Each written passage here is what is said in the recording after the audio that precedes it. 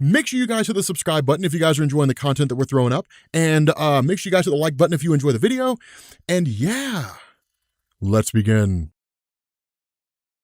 Okay, so we are getting into Secret Wars 2. Here's the cool thing. This story is only 9 issues long, and technically we can cover it in 2 parts, right? It's nowhere near as complex as Secret Wars 1. The interesting thing about this is depending on who you talk to, some people will say they hated Secret Wars 2. And other people will say it was amazing. It sold pretty well from what I understand, so I enjoyed it. Like, I enjoyed the second half of it. The first half is kind of like, all right. But the second half is when you get like the cosmic entities and all that kind of crazy stuff, which gets really, really cool. But nonetheless, picking up with this, again, this really kind of comes hot off the heels, not immediately, but it comes off the heels of the first Secret Wars comic, right? So we're talking about the idea that at the end of the first Secret Wars, the idea of the Beyonder was never fully reconciled in the sense that we never really knew what it was. We simply just knew it was just this entity that was like, I am from beyond, and that was basically it. But because the story sold so well, indicating people liked it, otherwise people wouldn't have bought it because, you know, people don't buy stories they don't like. The result is that Marvel continued this on into a second comic. Now this one really picks up with Owen Reese and Marcia. Now for those of you guys who saw Secret Wars 1, you'll recall those two, right? They kind of had that story really focused on their relationship, and ultimately Owen Reese ended up moving in with Marcia in Denver, Colorado, right? So they're just kind of relaxing and chilling and doing their thing when there's like this huge, you know, kind of explosion sound from off in the distance. Now the funny thing about this is that, you know, Owen Reese is like, I don't know, maybe it was a truck that backfired or something like that, and it's like, okay, look, Owen, if that was a truck that backfired, it's either the biggest truck in the history of the world or it exploded, because like it's pretty far away and it's a pretty loud noise.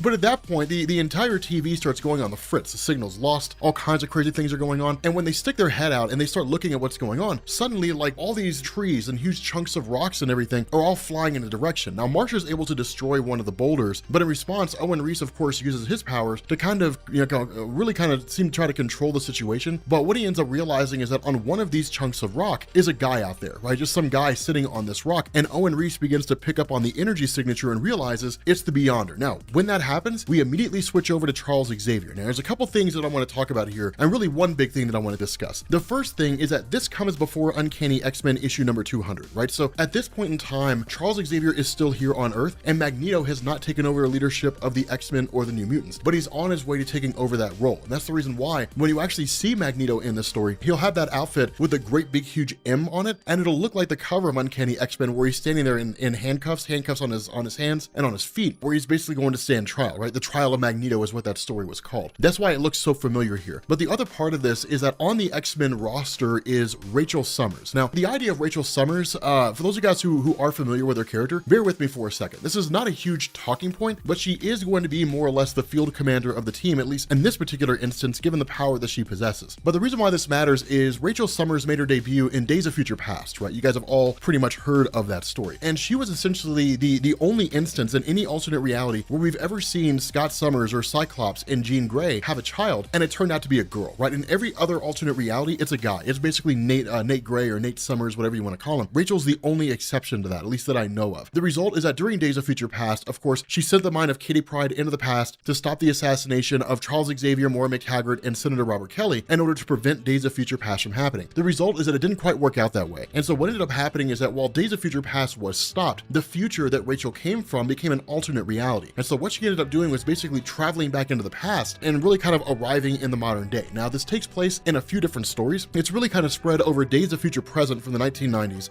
Excalibur number 52, and Uncanny X-Men number 199. Now, Uncanny X-Men 199 is really where it's kind of like here she is now, but the idea is that she kind of has a fraction of the Phoenix Force's powers, which she attained from the Days of Future Past timeline, right? She basically got it from that point and then jumped back to the modern day, but that's why she's essentially here now. Right now, Days of Future Present focuses more on Franklin, that alternate reality, or I guess really the spiritual essence of Franklin Richards from Days of Future Past showing up, and then, you know, all kinds of crazy stuff happening. But that's more or less how Rachel gets here. But over the course of those 3 stories and some ancillary stories in between, it's all kind of fleshed out, right? But that's basically why she's here. You can kind of take that and run with it, you know, and just sort of go with it. But at the end of the day, what Xavier does before he kind of passes out from the mental strain is basically send this kind of telepathic message out to a whole bunch of the different Avengers, right? Captain America, Magneto, a few others, you know, and basically say the Beyonder is back now, right? The Beyonder has arrived here on Earth and he's in Western America. Now, from that point, it basically switches back over to Owen. And this is where things get kind of cool, is because when the Beyonder arrives here, he's actually an amalgamation of a bunch of different characters, right? He's an amalgamation of kind of like Ben Grimm and Dr. Doom and Cyclops and Ulysses Claw and so on and so forth. And he basically just, like, he literally looks like a 1980s wrestler, more or less, like the WWF from the 1980s, like, here comes the Beyonder with Dink and Doink, you know, who's gonna win the match, you know? But that's kind of how it looks. But notice this, any semblance of humanity is essentially removed. Now, that's something that I want you to focus on, because that was one of the cool aspects of Secret Wars 2, is the Beyonder progressively becomes more human over the course of the story. But all he basically says is, I desire to understand. Now, Owen Reese is aware of who the Beyonder is, right? Like what he's capable of. So he doesn't really need a whole lot of explanation here. But the overall reason for why the Beyonder is doing this, or why he's here, is because, remember, like in the first Secret Wars, he looked at humanity, right? He looked at the overall gist of humanity and basically said that there is essentially incompleteness there. Now, this incompleteness is a result of people, right? Like the nature of human beings, in the sense that in the Beyondiverse, at the time this story was written, the Beyonder was essentially his entire universe, right? So there was nothing but him. Whereas here, you've got all different kinds of organisms and people and races and things like that. You've got political conflicts and you've got differing ideologies and so on and so forth. But everybody's looking to understand the meaning of life, which is really what the Beyonder's asking here. And so the result is that Owen's like, man, I can't really answer that question. I can't really answer the question of what the meaning of life is. Instead, he gives him a little bit of guidance, and it's really more to just kind of get him out of his hair. And he's like, the only way to really understand the meaning of life is to gain experience, to go out there and experience things and then kind of figure it out for yourself, right? And to a degree, that's true, right? You know, confidence comes with experience. Understanding the world comes with experience, but you've got to get out there, you got to try things, and you got to see what kind of works for you, what doesn't, and then just go from there. And so with the Beyonder basically taking off, of course, Marcia asks the question, is everything going to be okay? And Owen's like, yeah, man, he'll be fine. He's just some omnipotent being that doesn't understand humanity, and he's just kind of floating out there in the world. What's the worst that could happen?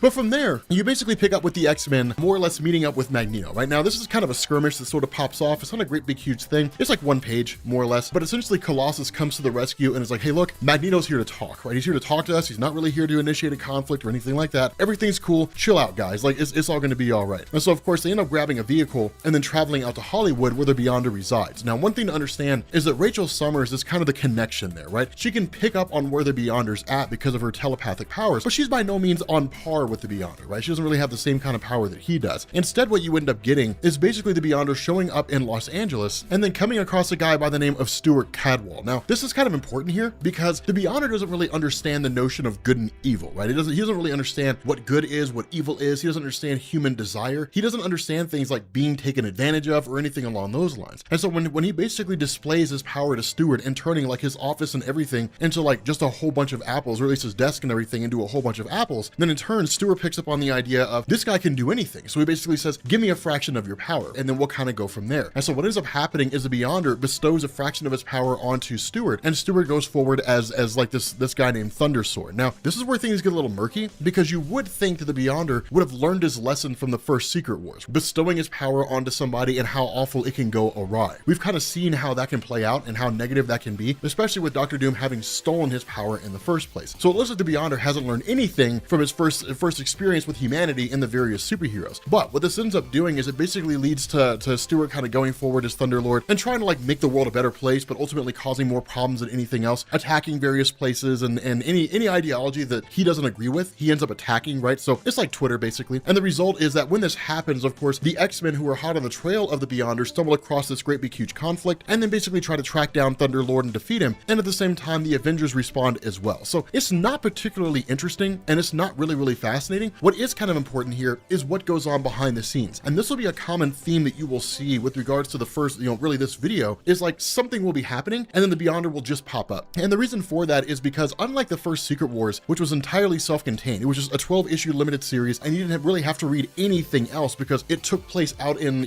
space on Battleworld. With Secret Wars 2, it actually ties into ongoing comics, right? And we'll talk about that, as we kind of get through this. We won't go into the individual comics themselves, but we'll kind of talk about that to a degree. But what ends up happening is that while Thunderlord's kind of running amok and doing his whole thing, you basically have the Beyonder who appears to Rachel Summers and then to Illyana Rasputin. And when he does, he basically takes the Dark Child concept of Illyana Rasputin, where she gives in to this kind of inner evil and then just grabs her, like literally seizes her, forces the Dark Child personality to manifest, and then in turn, the Dark Child whisks them away to limbo, right? So it's kind of a way to sort of remove the X-Men temporarily to kind of follow up in their own individual comic. And then of course they end up returning here, but Wolverine basically lashes out, kind of goes into a berserker rage believing that the Beyonder had basically killed them. And when that happens, what ends up going on is the Beyonder, of course, slashed all to pieces and bleeding all over the place, is perfectly fine. And then basically the X-Men are just kind of made to vanish, right? They're just sort of like, okay, you're out of here. Now understand, the Beyonder is not doing this because it's like, I feel like doing evil things because I saw a really mean TV show and I'm just copying what I saw. That's not the case. For him, he's just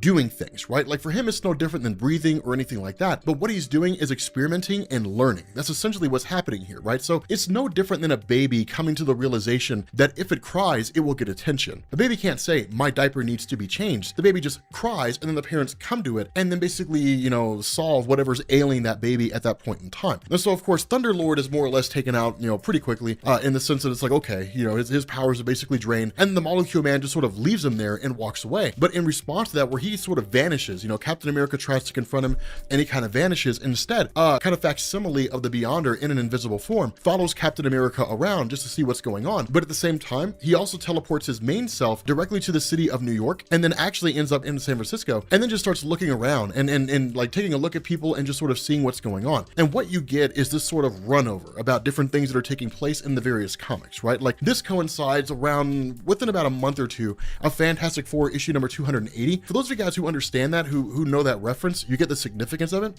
For those of you guys who don't, that's basically the beginning of the Malice saga where Susan Storm becomes Malice. It's about 3 or 4 issues long, but she becomes like this totally evil version of herself, more or less. But what's also going on here, and this is kind of an on-running theme in the Fantastic Four stories up to this point, is you basically have Psycho Man. Now, Psycho Man's not particularly important. He's not very interesting at all. He's a character that's been around for a long time, right? Since about 1967, and he actually comes from the microverse, right? The microscopic universe inside the main Marvel universe. In the Marvel Cinematic Universe, they call it the Quantum Realm, is basically what it is, but it's all essentially the same thing. They call it that because Marvel doesn't have the legal rights to use the microverse outside of the comics, as far as I'm aware. But essentially, Psycho Man, and then you've also got Hate Monger. It's weird. They're basically kind of going through and just instilling hate. Every place they go, manipulating the emotions of people and driving them into conflict against superheroes. But ultimately, you end up having Psycho Man, or I guess really Hate Monger and Psycho Man, using their machinations to turn Susan Storm into Malice, and that kind of continues on in the actual Fantastic Four 280 to 283. But what you also have going on here is somebody grabs a brick, throws it through the window of a department building, and the Beyonder walks in. And as this guy walks up, and it's just like, did you throw the brick through the window? And why are you breaking in here? The response of the Beyonder is, I just desire to learn, right? I just desire to understand. And so the guy's like, look, I don't know who you are or what's going on, but it's kind of weird that you're dressed all in white with no shoes on, but maybe you should go find a friend. And so at the end of the day, the Beyonder's like, okay, yes, I will do that. I will go find a friend. And then ultimately seeks out Peter Parker. Now, Peter Parker doesn't realize it's the Beyonder, and the Beyonder doesn't tell him who he is. Now, it's really more because of the fact that it doesn't dawn on him to introduce himself. He's just kind of like, I am from beyond, or something along those lines. But ultimately, it gets kind of crazy because the Beyonder looks at Peter Parker and sees that when he's just Peter, that people just kind of treat him like a normal person. But when he puts on the Spider-Man costume, suddenly everybody's like, oh my God, it's Spider-Man. And so he starts asking things like, why do people eat? Why do people do these kinds of things, right? Having watched what people do, watched how they interact in their everyday lives, it's why do people eat? Like, why do people sleep? Like, why do people desire things? Like why do you do what you do, right? Just wholly new to humanity with no real clue here. And the response of Peter is, man, I don't really know. I mean, we do it just because we do it, but like people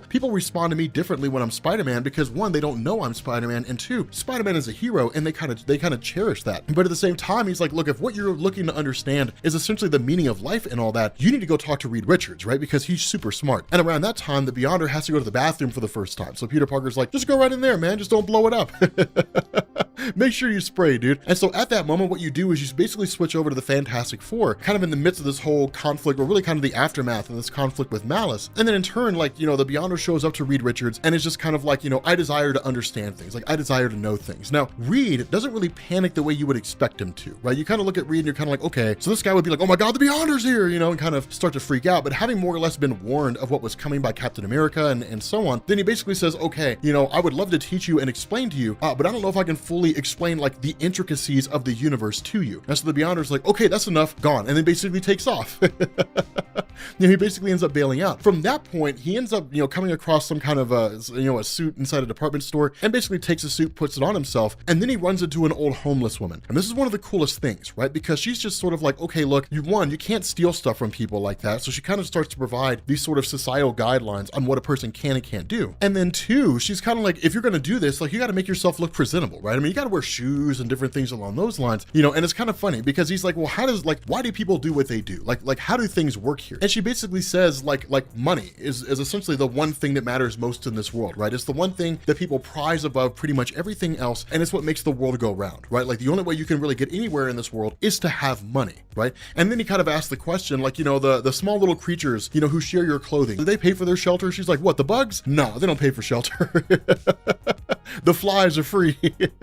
But it's kind of crazy because what the Beyonder experiences for the first time is being mugged, right? You know, there's these guys that show up that basically think that he's super wealthy, and instead of helping them understand their place in the bigger picture or like wiping them out of existence or something like that, he's just kind of like, you know, for him it doesn't really matter, right? Because I mean, he's super omnipotent, insanely powerful, he fixes itself like that, you know, and that's basically it. But then from there, she basically pulls out a card and says, here's Heroes for Hire, you should go look into them, you know, maybe they can give you some kind of experience or something like that. And of course he ends up jumping there. Now, this is when you start to get these interesting displays of the Beyonder's power, right? Because it's one thing to heal yourself. We see Wolverine do that all the time. We see Deadpool do that. Not at the time this story is written, Deadpool doesn't exist, but once he does pop up, you see Deadpool heal himself. You see that kind of thing all the time. One of the cool displays that goes on here is that when he shows up in the office of Heroes for Hire, he realizes that Luke Cage and Iron Fist were here, but they're currently not here right now. So what he does is he snatches them out of time and brings them to this current location. And then a fight breaks out.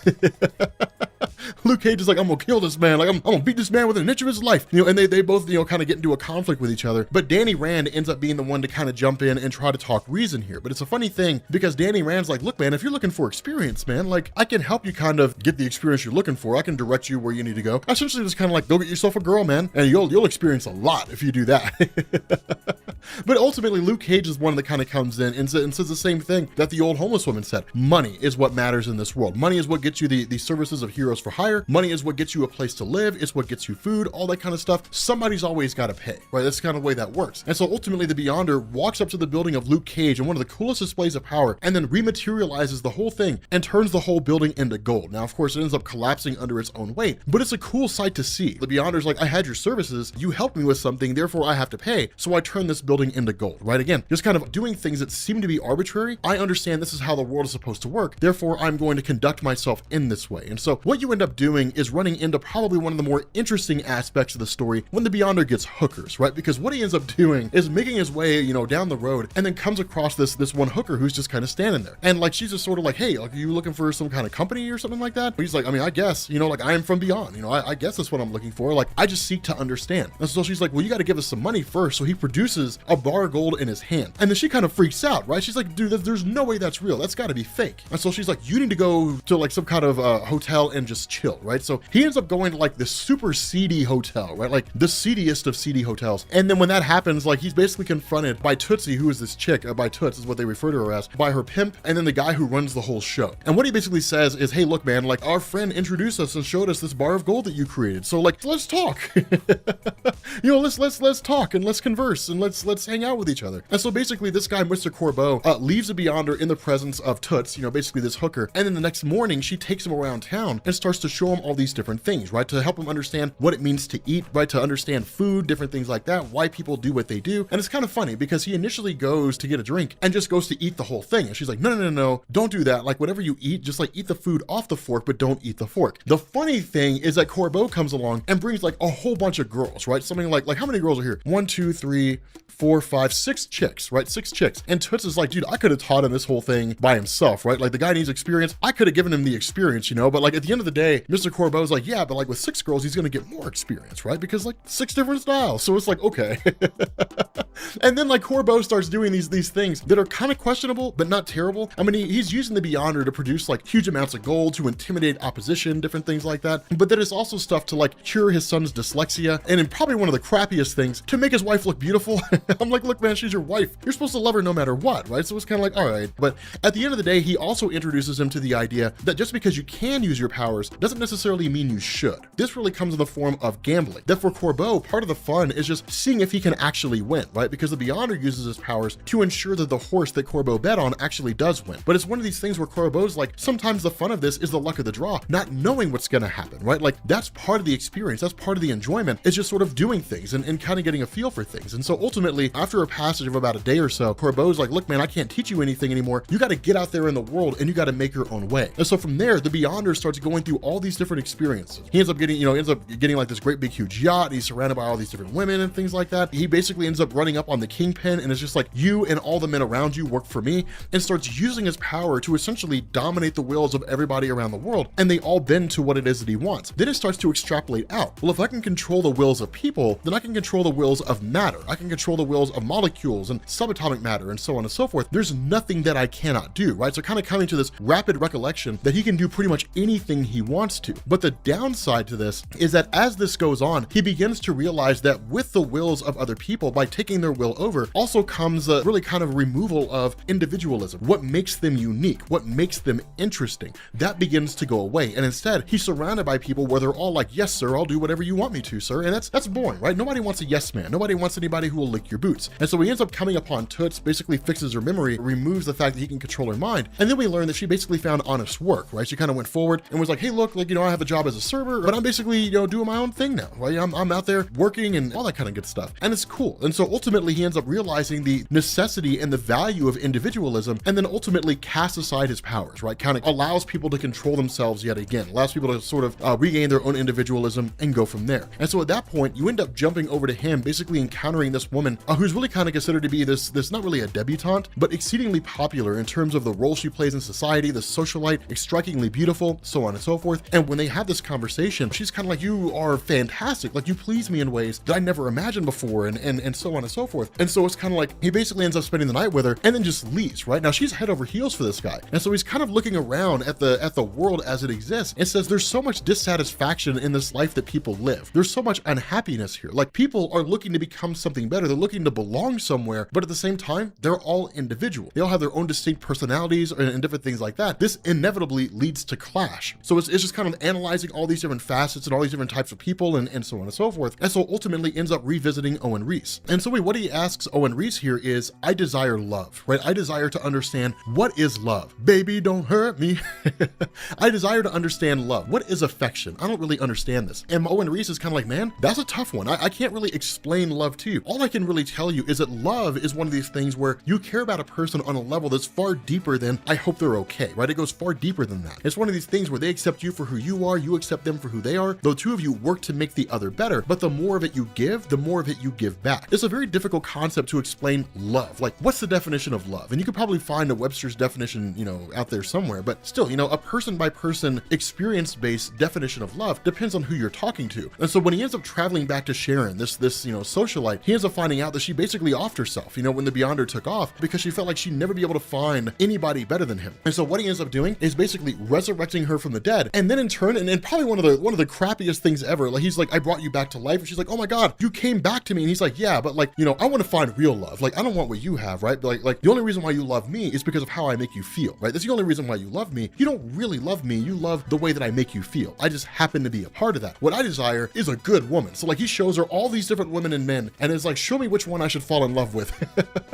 Which is really kind of crappy. Going to a person who's in love with you and saying, here are the people that I'm interested in. Which one do you think I should date, right? Like it's the friend zone basically. And so you get one of these interesting moments where he's kind of like, okay, so the person that I desire to be in love with is basically Alison Blair, Dazzler. And then he also comments, she may very well be one of the most powerful people to walk this world, which is an interesting thing. Although we're never really given a full-on explanation why. Instead, what he does is he grabs Alison, he grabs Dazzler, snatches her away, and then basically starts taking her from place to place, kind of bounces her all over these different locations, trying to impress her, takes her out into space to different parts of the galaxy, all in a way to kind of demonstrate, here's how I feel about you, I really, really like you, and here's all these gifts and all that kind of stuff. The classic mistake, right? Like really showing more of what he can do as opposed to more of who he is. And so the result of that is she really kind of seems to reject him initially. And so he kind of begins to understand what it is that she's looking for, that she wants to understand who he is. And so he basically teleports the two of them to a mountaintop in Nepal. And they share this really, really intimate moment. And initially, Alison Blair is really kind of swept up by it. She's kind of like, wow, I mean, this guy's amazing. Like, he's taking me everywhere and he's showing me all these different things and he's classy and kind and all that kind of stuff. And so he's sort of like, hey, look, I've got bands and I've got music and all kinds of things that you can use in order to keep yourself happy. I'll be right back. So he basically just kind of teleports away. He goes to Alpha Flight. I don't really know why. And like takes the bag of Shaman, which is like, he's this really crappy character. And like Frieza's daughter, which I don't know why it matters. Like, nobody cares, is Alpha Flight. So the result is that the really kind of the big takeaway from this is he takes a ring out of the bag and then basically ends up running back to Alison Blair with the intention to propose to her, or at least to present kind of a trinket, a sign of his affection. But ultimately, she ends up rejecting him. And the reason why is because, one, she doesn't really know him, and two, there doesn't really seem to be much to him. And that's kind of the big important takeaway from this, right? Like having substance, having something to offer, right? Because when it comes to relationships and it comes to courting people, it really is marketing 101. You have to find an answer to the question, why are you a person worth dating, right? Like being a man or a woman is not good enough, right? Like, I'm a guy, that's why you should date me. It's like, no, that's not really good enough, right? Like, that's not okay. Like, be someone worth dating. And that's kind of where the Beyonder, that's kind of what he lacks, right? Because he seems to kind of lack that human component, that ability to understand and relate to people. And so because of that, of course, he's rejected by Alison Blair. And then in turn, you know, he tries to sort of get her back. And then suddenly the Avengers appear out of nowhere. And when that happens, a fight breaks out between the Avengers and the Beyonder. And seemingly in the middle of all that, they kind of seem to get the upper hand. And then of course, Dazzler jumps in and is just kind of like, stop, right? Because the Beyonder is sort of controlling and keeping his powers under check, so he's not really using them to their fullest extent. But when he gets Alison Blair alone and takes her back to the Rock again, he basically says, I faked the whole thing, right? Like, I faked the whole scenario so you would understand whether or not you truly care about me and you truly miss me, right? Like, kind of force her hand, which is sometimes what you have to do. And then the result of that is that Alison Blair is kind of like, okay, let's see where this goes. And so what he does is he gives her cosmic awareness, and it's just way too much for her to be able to handle or to tolerate, right? When that happens, like, she basically rejects him, right? And then she ends up kind of fleeing, ultimately falling down to the ground and dying. And the Beyonder resurrects her and then kind of puts her in a mindset where he dominates her will and she's in love with him. But at the end of the day, he took her free will away. And so giving it back to her, it's just kind of like, you know, this isn't going to work out, right? It's not something that can actually function here. Instead, she kind of walked away, rejected him, and that was essentially the end of that. And so following that, the Beyonder kind of goes about on his own thing, right? Kind of wandering around and sort of looking at his own life and so on and so forth. And it's really more of him just kind of pondering his existence, what he can and can't do, what he's capable of, coming to terms with everything that's happened so far. And so ultimately, he ends up coming across a young girl named Tabitha Smith, also known as Boom Boom. And this is Boom Boom's first appearance in Marvel Comics, for those of you guys who are curious. At the moment, she's like 13 years old. She's exceedingly young, but she also comes from a really, really abusive household. And so for those of you guys who are reading House and Powers of X, this is why Tabitha is so cynical about people, right? She has this conversation with the Beyonder where they're talking about the nature of friends, different things like that. And she holds a very nihilistic view, right? In the sense that it's basically meaningless, right? That friends, no matter what level they are, if they stay with you long enough, they'll eventually leave, right? Like any friend, like if you have a friend that doesn't leave you for the rest of their life, then they simply just didn't live long enough, right? That's kind of her really cynical and nihilistic view on friendship. And the Beyonder rejects it. And this is important because the Beyonder is not really in a position where it's just kind of like, people are nice and they do great things and, you know, all that kind of stuff. But he's not really super cynical either, but he's also not naive. He is to a degree, but he's gained a lot of experience over time. And so he understands the difference between a truth and a lie, and what things can really be like and how people perceive things and so on and so forth. And so as a result of that, he actually takes off to his own Beyond realm and really just sort of hangs out there and muses about altering the universe and really even creating like his own facsimile of Alison Blair inside his Beyondverse. But ultimately, it's just not good enough, right? Like, it's not really the same as actually having Dazzler, the woman who can choose who she wants to be with, and having her choose him, right? Like, there's a kind of pride that comes with that, right? A kind of satisfaction that comes with that, and that's what he desires. He's kind of, you know, beginning to sort of home in and hit on this idea of desire. And so following that, he ends up grabbing a car, coming across Tabitha Smith again, and then takes her to Westchester because she was on her way to try to find the quote-unquote fictional X-Men school that she wasn't really sure if it actually existed or not. But as soon as she arrives there, she says, you know, like literally Rachel Summers freaks out and she's like, it's the Beyonder, get him! And like they all immediately run up on him and start attacking him. And so the Beyonder just ends up fleeing, right? He just ends up peeling off in a car. Now again, the Beyonder could have destroyed them with less than a thought, right? Just a wave of his hand and that would have been the end of them. But remember, the Beyonder is really wanting to understand humanity. And because humanity is for the most part powerless, he wants to either bring himself down to their level or at the very least, go without his powers in any real sense and just kind of experience what it means to live. And so the result is that Tabitha Smith is actually crushed by the idea that the Beyonder really kind of abandoned her, right? It's kind of this continuation of this ideology that people will always abandon you. This and the fact that the X-Men were nothing like what she thought they were, kind of leaves her in a relatively hopeless state. And so she kind of calls out to the Beyonder and she's like, look, come back. If you don't come back, I'm going to set off one of my bombs and I'm going to blow myself up, which is kind of crazy. And of course the Beyonder shows up, before it goes off. He's like, you're insanely annoying. She's like, well, I'm 13 years old. What kind of comes with the package? And I was like, look, man, if that's what she was willing to do at 13 years old, maybe you should have left her, maybe let that run its natural course. But from there, what he ends up doing is basically saying, like, I'm tired of this world and there's people on it, right? Almost kind of like this Dr. Manhattan sort of scenario. The motivations are different, but he basically says, we're going to leave this world. And instead, we're going to go to the world complex, which is basically the headquarters of the Celestials. And this is when you start getting into the idea of the cosmic entities. And so when he shows up here, because of the fact that the Celestials really kind of chill, right? Because when you're a Celestial, like when you're a being as old as they are, and you'll be there until the end of the universe, the entire lifespan of humanity happens like that, right? It happens in the blink of an eye. And so for them, like, they may commit a series of acts and it happens one after the other, after the other, after the other, at an exceedingly fast rate, in the same way that you wave your hand and you tap your foot. But for people who were looking at them, it takes eons for those things to happen, right? Because they perceive time differently than the Celestials do, and so on and so forth. And so because the Celestials are usually just kind of sitting around and chilling and whatnot, there's been this great big huge tourist trap, more or less, has been constructed around them that people go and they spend money at, and so on and so forth. But what the Beyonder really hits at here is he starts talking to Tabitha about his role in the cosmos. And he says, ever since he showed up here, all the cosmic entities have been in panic mode. They don't know what to do. They don't know how to respond to him, right? Because they can't destroy him. All they can do is try to figure out what steps they need to take. And that's what all the cosmic entities are doing. Galactus is doing that. Eon is doing that. Eternity is doing that. But all the cosmic entities are panicking, and they're all trying to figure out what they're going to do about the Beyonder. And so to really kind of instigate a scenario to show what the Celestials are capable of, the fact that they actually do things, the Beyonder basically shows up and says, if you guys don't come up here and stop me, I'm going to wipe out the entirety of the universe. And when the Celestials go to make their move, he simply just bats them away with a wave of his hand, and that's really kind of the end of them. Of course, everything comes crashing down. Tabitha Smith is horrified of him, and of course, he basically ends up taking her back to back to Earth. But following that, the Beyonder has this sort of conflict with the Avengers, right? When Tabitha comes back and tells the Avengers, hey, look, the Beyonder's here, and like things I think are going to pop off, the Avengers respond, and the Beyonder basically kind of ceases the conflict, and then basically starts walking off. And the big question is, what basically happens with the Beyonder now, right? Like understanding his place in the cosmos, understanding the full totality of what he's capable of and what he can do. This turns into the question, what will the Beyonder do next? And that's where the story begins to get cool.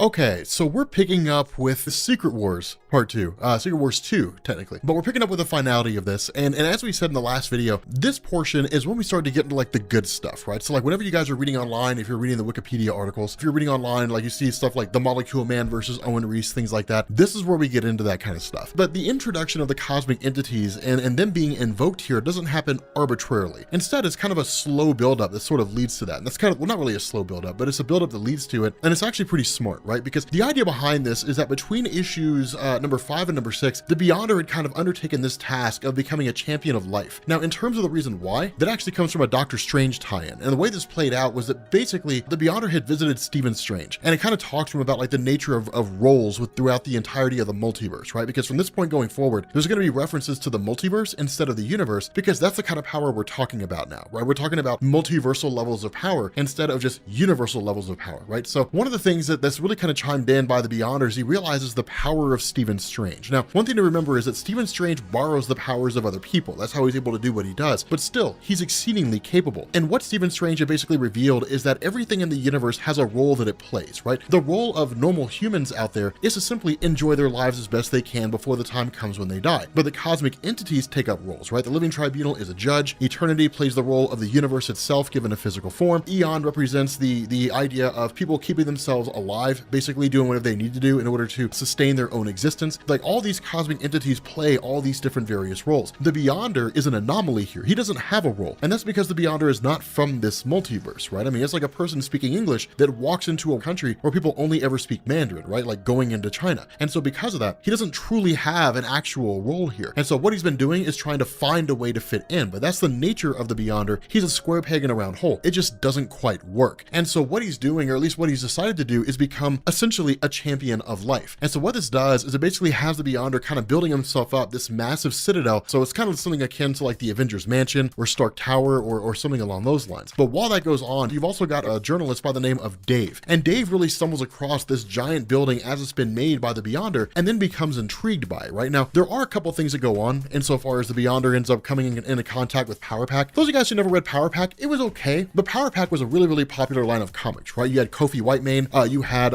Franklin Richards, and you had like these young superhero kids, right? So it was a really, really young superhero team, and a lot of kids loved it, but it was just never really my thing. But the idea behind this is that with Dave stumbling across the citadel of the Beyonder and the Beyonder returning, Dave really kind of begins asking questions like, what are you? What's your purpose? Like, what's going on here? And the Beyonder makes an argument of him being a champion of life. And when Dave doesn't really understand what this means, the Beyonder kind of goes on to explain things and pretty much says what I just told you about Doctor Strange and the various roles, that people exist to serve a purpose, that everything in the universe has an order and a structure to it. Now, I also want to kind of talk about the cosmic entities for a second, right? Because we've had this discussion before, but the cosmic entities in Marvel Comics, technically speaking, they're ideologies, right? So like, so long as the universe exists, eternity will exist as well. And so long as the universe, as time passes in that universe, from the time that it was created until the time that it ends, infinity will exist as well. Infinity doesn't exist at this point in time, but when she's introduced, that's the role that she will play. Galactus consumes various, planets to sustain his own existence, so on and so forth, but none of the cosmic entities, including Galactus, have a true physical form. Galactus is a mirror for whatever race looks at him, but in his most pure form, Galactus, if you were to see him in his most pure form without him mirroring you, all you would see is a giant swirling mass of energy and a giant suit of armor. That's all that you would see. None of them really have a true physical form. The cosmic entities get their physical forms from the dimension of manifestations. Now, we didn't know that until Infinity War in 1991 or 1983, whenever it was. That old Quasar tie-in from back in the day basically gave us the existence of Anthropomorpho and basically said that the cosmic entities, whenever they meet, whenever they appear, they go to the dimension of manifestations and they get a physical form from Anthropomorpho, and then they come to the main Marvel universe. Either that, or when you see things like the trial of Adam Warlock during the beginning of Infinity War as part of Warlock and the Infinity Watch, that giant white space where he freaked out on the Living Tribunal and the Living Tribunal shut down the Infinity Gauntlet, all that took place inside the dimension of manifestation. So that's kind of the nature of cosmic entities. They're ideologies that can basically receive a physical form, but they represent something. They represent concepts, and that's why they can never truly be destroyed, right? If you destroy the physical form of eternity, it would just get a new body and come back, right? That's just exactly what would happen. And so explaining that to Dave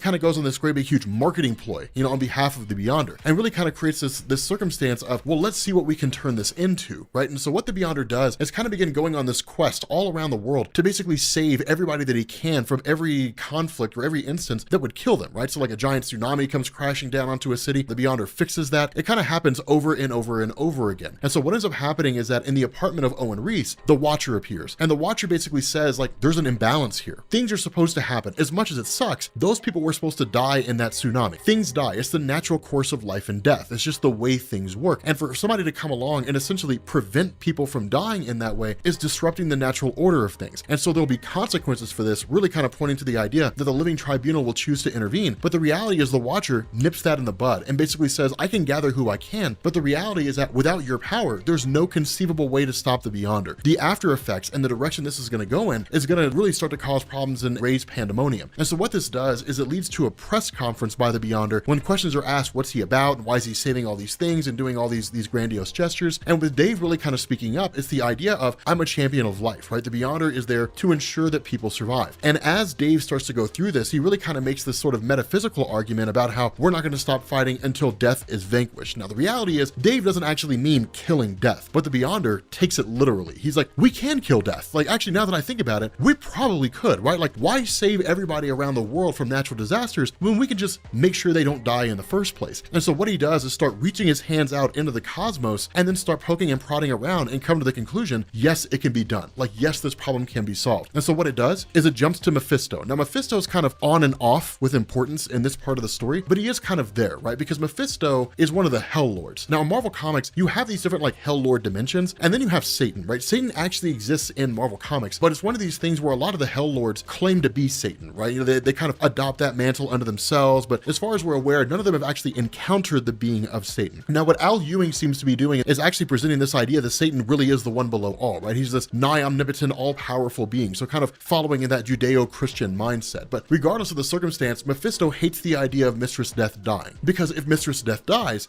his realm cannot get any more souls, right? Because people will be immortal. And so so he really sort of chastises the idea of the Beyonder doing this, but the reality is that he's powerless in the face of him. And so what ends up happening, and one of the weirdest takes in this story, Dave and the Beyonder are sitting down at dinner, and they invite Mistress Death, or at least the Beyonder invites Mistress Death to dinner. They invite Mistress Death to dinner. Hey, Mistress Death, you want to grab dinner sometime? I mean, let's talk, have a conversation. Where are our lives going? What kind of people do we want to be? You know, what's our place in the cosmos? I'm gonna kill you. Like, that's really kind of how this that's really kind of how this whole thing unfolds. And so what the Beyonder had done was kind of create this cocktail of sorts, right? That basically Mistress Death would consume, and then in turn it would kill her. And so it seems kind of interesting because with the power of the Beyonder, it would make more sense to just show up and destroy Mistress Death and just be like, done, right? You know, just obliterate her. But before she consumes this substance, suddenly all the cosmic entities show up. The Living Tribunal, Eternity, all these folks are here. The Celestials, the Stranger, they're all here and really sort of presenting this circumstance of you cannot kill Mistress Death, right? Mephisto's popping up to you here. Mephisto's saying, you can't do that, man. That's a terrible idea. And while he is a being that delves in dubiousness, the reality of this is he's telling the truth that killing Mistress Death will create a terrible imbalance in the universe. And so the result of that is they try to convince the Beyonder to keep Mistress Death from consuming this portion of his power that will destroy her. But at the end of the day, he doesn't care. He doesn't listen. He's just like, what I'm doing is the right thing to do. And ultimately, Mistress Death consumes it and she dies. Now, here's the question. A lot of people will look at this and they will say, okay, but what about Thanos Imperative though? Right? In Thanos Imperative, Marvel and all them basically jumped in and like basically killed Mistress Death. That Marvel was dying, and so he gathered all the superheroes together, channeled all their power, and killed Mistress Death. And he did that because the many-angled ones told him or tricked him into believing it was the only way to keep himself alive. Now that allowed the many-angled ones to enter the Cancerverse, and that's how you ended up with that Thanos Imperative story. But at the end of the day, people were asking the question, why didn't the Living Tribunal step in? And the reality is because Marvel wanted it to be that way. It was just done for the sake of the story. If they had kind of maintained continuity insofar as what's happened before and what's happening now, the Living Tribunal would have stepped in and said, no, this is a mystical imbalance. Death has to exist. Therefore, I am going to return Death back to the way she's supposed to be. Everything's going to go back to normal, or whatever the case is. Or just by virtue of Mistress Death being there, everything would go back to normal. If the continuity aspect of Marvel from Secret Wars 2 up to Thanos Imperative had been maintained, that's what would have happened. But it didn't, because Marvel wanted to tell the story. It's just how it goes. There's not much you can do about it.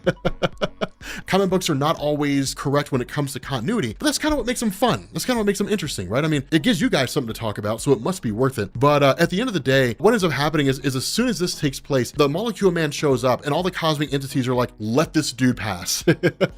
Let this guy pass and let them talk. And it's kind of crazy because he basically says, I want to talk to the Molecule Man by myself, and he sends all the cosmic entities away. He's just like, get out of here, and basically just sends them all packing, and then basically tells the Beyonder, you've ruined the purpose of life, right? The whole basis behind life is that we don't know how long we're going to be here. And because we don't know how long we're going to be here, we need to make the most of it, right? Like at any moment, you can walk outside, get hit by a truck, and that's the end of you. And because of that, everything that you do matters, right? The people's lives you touch, the people that we fall in love with, it all matters, right? It's all important because it's this life that we live and we only get to live it once. And so with nobody being able to die, what's the point of watering plants? What's the point of eating? What's the point of doing anything besides just sitting around all day and doing nothing? They're never going to die. So what's the point of adventure? What's the point of fun? You know, it doesn't really have any relevance to a person who can live forever. And so the Beyonder, while he is a champion of life, he's essentially ruined the value of life for everybody who's there, right? And that's kind of the irony of it, right? Like, I've saved all you guys from dying and now your lives are meaningless. That's basically what the Beyonder did. And so in response to that, you know, Dave really kind of chimes in and says, well, then how do we fix this? And the Beyonder says the only way it can be done is by basically turning somebody else into death. And that's what he does. He basically turns Dave into death, and Dave goes forward, you know, and people are now mortal again. So it was a quick little moment, not the biggest thing ever, but what it does is it really kind of sends the Beyonder on a rampage, right? Because he thought this was his role, right? He thought he finally found a purpose as being a champion of life, only to find out that in trying to fulfill this purpose, he screwed everything up in the first place. And so he really kind of goes and takes time to think. Now, there is some stuff that goes on in this part of the story. It's stupid, so we're just going to kind of skip over it.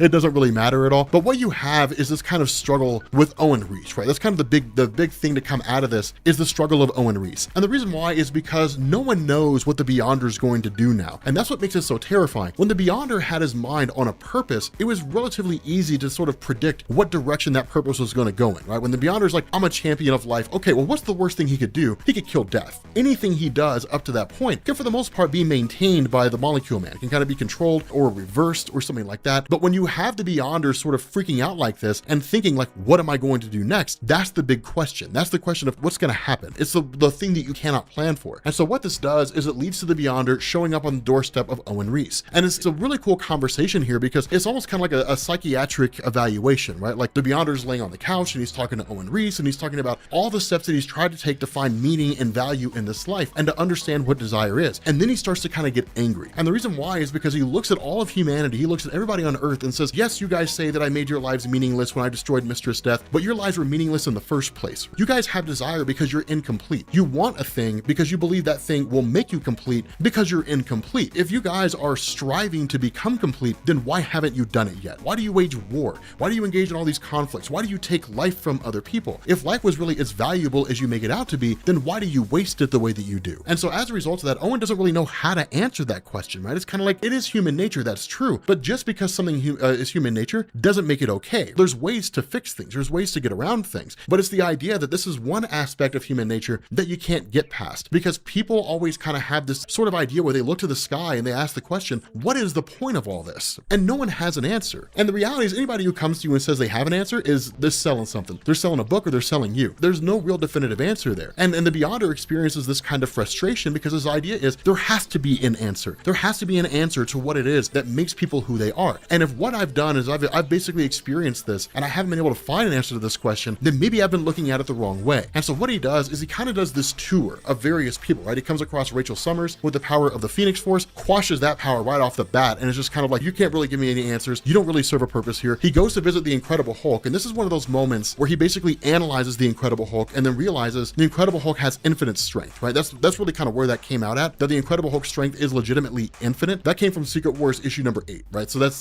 Secret Wars 2 issue number 8. That's how that comes from. But going from person to person and really sort of talking to them and trying to understand them and trying to get a feel for them doesn't give him any more answers than he had before. And so in his anger and in his wrath, he also kind of becomes curious and he says, well, okay, if all these people are mortal and that's why they have desire because they're not going to live forever and they want to achieve all these things and they want to find the value of this life they're in before they die, I'll make myself mortal. And so where he had basically eradicated the New Mutants back in New Mutants issue number something or other, I don't remember which one it was, what he does is he constructs a giant device that will basically allow him to be reborn in mortal form. He'll still maintain his power, but he won't be immortal. He won't be indestructible. And he really kind of tests this by basically resurrecting the New Mutants, by kind of bringing them back and just seeing if it can be done, which he successfully does. And then from there, he really kind of jumps into the machine a couple times and then comes back out again. But he basically sort of goes on this kind of tear. He then turns around and goes to confront the Molecule Man Owen Reese, right? Because what he does is he basically says, like, you're basically in my way. I get that you're scared. And it's one of these instances where basically Marvel establishes at this point in time that the Molecule Man is not on par with the Beyonder. Now, in reality, he is. That's the important thing to understand. The Molecule Man is equal to the Beyonder in power. We found that out in Secret Wars 3, the unofficial story from Fantastic Four, that basically, like, they're both two halves of a cosmic cube. That the Beyonder was supposed to be one half of a cosmic cube that floated out into the main Marvel universe, and that the Molecule Man Owen Reese is the other half of the cosmic cube that went into his physical form, right? So it's split perfectly down the middle. That's what Kubrick and all those different characters explain in that old Fantastic Four story, right? So like Molecule Man is equal to the Beyonder, but it's just one of these things where he's like, my power is not on par. At the time it's written, this is probably true, but if you take that story from Fantastic Four into account, it's a mental block or something along those lines, whatever the case is. But you get this kind of crazy situation where basically the Beyonder shows up and he's just like, I'm going to wipe everything out of existence. Like that's what I'm going to do. If everything here is incomplete, if everything here is crappy because you have desire, you want to be part of a greater whole, but you don't know how, then I will do that. I will wipe everything out of existence and then I will recreate it all. And I will become the multiverse. I'll become the one above all. That's really what the Beyonder seems to indicate here. And so what you have is him launching this attack against Owen Reese. And then basically like Volcana Marsha steps in. And this is a really, really good red herring because Marsha jumps in and then basically says like, okay, fine. If you want to kill him, that's fine, but don't hurt me. I just want to live, right? I'll do anything you ask. I'll do anything that you want me to, but please, like, just don't kill me. Like, just let me live. And then she ultimately ends up fleeing out. And in the mind of Owen Reese, it's a massive betrayal. She starts referring to him as things like weak and a worm and so on and so forth, indicating that she never truly loved him in the first place, right? She was just there because he provided a measure of power to protect her that she couldn't get anywhere else. And so as a result of that, what you end up learning is that just because it looks that way does not mean it is that way. The Beyonder kind of jealous of what it was that Owen Reese had, that Owen Reese had this power but didn't really want to use it, that he was,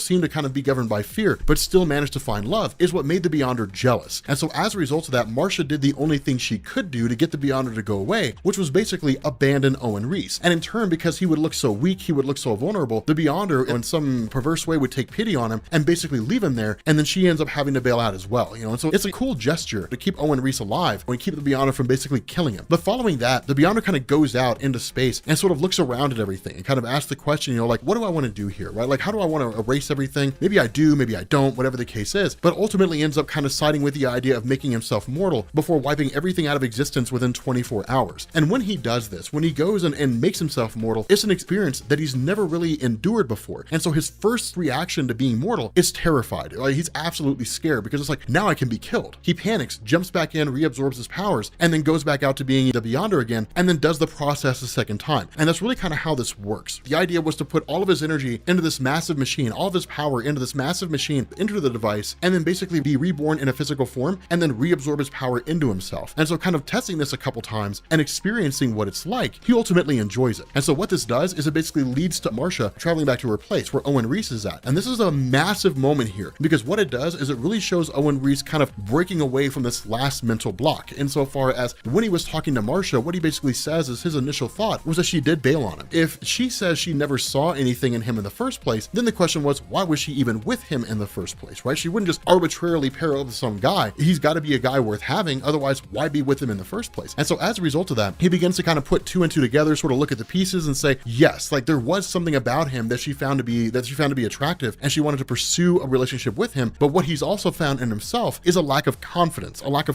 in his worth, and a lack of confidence in his value. And so he was looking to Marcia as a means to confirm his value. But with her basically bailing out and then him coming to grips with the power that he possessed and what he was capable of, he essentially came to the realization he doesn't need her. And because he doesn't need her, he's now fully capable of his powers. He's a much better version of himself. Now, it doesn't mean he doesn't want her. That's kind of a big difference there, right? And it's the idea that my value as a human being is not intrinsically tied to you. You complement me as a human being, and what you bring to the table helps to sort of expand and help me reach newer heights and become better than the version that I was before I met you. But if it all comes down to it and we come to an end, then basically the sun will rise. The world is not going to crack in two, and the universe is not going to burn in some big crunch, and everything is going to restart over again in some new cosmos, right? The day will go on.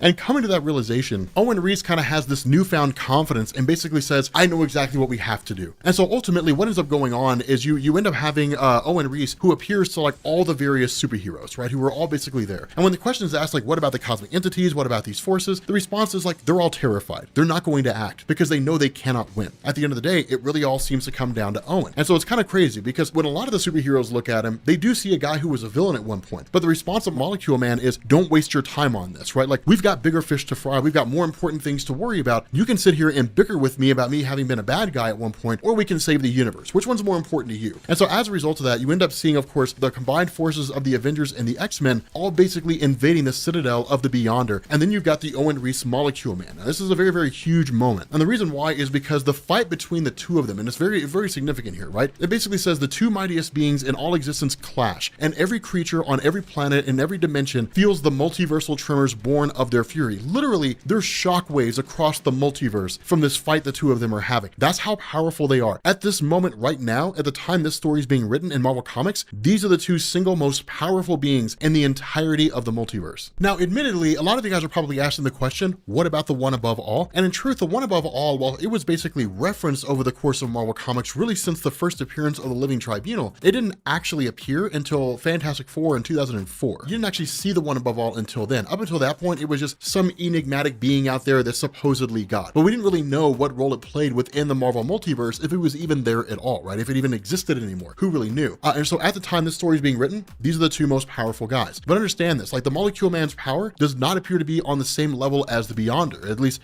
with this story being written. And so the result is that the Beyonder lets off this massive amount of power that basically seems to essentially eradicate most of the superheroes. Now, the reality is that between the power of the Molecule Man Owen Reese, as well as Susan Storm using her abilities, most of the superheroes are saved, right? Those individuals who would have been killed that could not have been saved by the Molecule Man by virtue of him using some kind of protective power were basically whisked off to a pocket dimension, right? That's kind of where they are, at least in order to kind of keep them protected and keep them safe. But it's one of these things where the Beyonders seem to get the upper hand. And so as a result of that, once they basically arrive back in the Beyonder's base of operations, they find that he's entered the machine and he's basically being reborn as an infant. Now, this is where things get really kind of hairy, because what you have are different superheroes who are kind of like, yes, let's kill the Beyonder. And then you have other superheroes who are like, no, we shouldn't because he's a baby. Now, in truth, the Beyonder is going to be reborn as a mortal and still have all of its power and still its own attitude and motivations and probably the same mental state that it was before he went into the machine. So you got to kill that baby, man. Like, it sucks that it's a baby, but like, you got to do what needs to be done. Like, it's just the way it is, right? I mean, you know, like, if you're afraid of killing deer, then don't go hunting. Hopefully you'll survive when the apocalypse comes. But at the end of the day, you know, Molecule Man kind of steps in and says, this is what we have to do. Like, we have to destroy this baby. And so ultimately, the Molecule Man launches a blast attack that basically destroys the machine and unleashes all the power of the Beyonder. And that's one of the kind of big fears of Reed Richards, is when this power manifests, it's just going to explode in an outward direction and seemingly, you know, eradicate the entirety of the multiverse in the blink of an eye. Instead, what happens is the exact opposite. When all the power begins to sort of flow out, that yes, everything seems to come to an end, right? But then suddenly it starts to come back. And the reason for that is because what the Molecule Man had done is that when all this power of the Beyonder came flooding out, the Molecule Man had ripped open a portal to the Beyondverse and channeled all that power back through it again. As a result, he essentially saved everybody. And of course, the baby Beyonder is basically dead. And that's how his character ends, right? That's how the story essentially wraps up. That what you get is this sort of kind of epilogue where basically you see this kind of power enter back into the Beyondverse. And instead of it just being the Beyonder coalescing in that space, what it does is it sparks a big bang in the Beyondverse itself and then starts creating planets and stars and all kinds of different stuff. Now, in reality, what Jonathan Hickman did when it came to the Beyonders in Avengers and New Avengers flies in the face of all of this, right? It basically changes this entire epilogue. So if you're curious about how the Beyonders compare now to how they compared at the point of this story, just pretend like this epilogue didn't happen. Pretend like it doesn't exist, right? It never took place. And the Beyondverse is still just this massive empty white space that houses all the other Beyonders as well. But with that being said, guys, I always kind of liked Secret Wars 2. I always thought it was fun. Again, depending on who you talk to, some people will say Secret Wars 1 was better. I thought Secret Wars 1 was kind of boring. It had some cool moments, but it was kind of boring. But with that being said, guys, we're going to bring this video to an end. If you are new here to Comics Explained, make sure you guys hit the sub button to become part of the Rob Corps. If you guys enjoyed this video, make sure you drop a like, and I will catch you all later. Peace.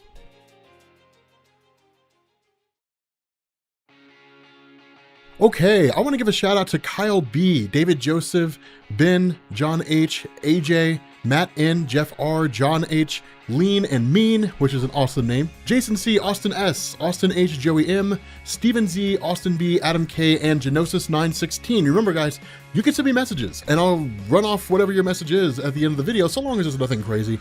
But if you want to put a message in there, send me an email, rob@robertjefferson.com, and if you are one of these people who gets shout outs, then I will tack it in there. And yeah, thanks for watching, guys.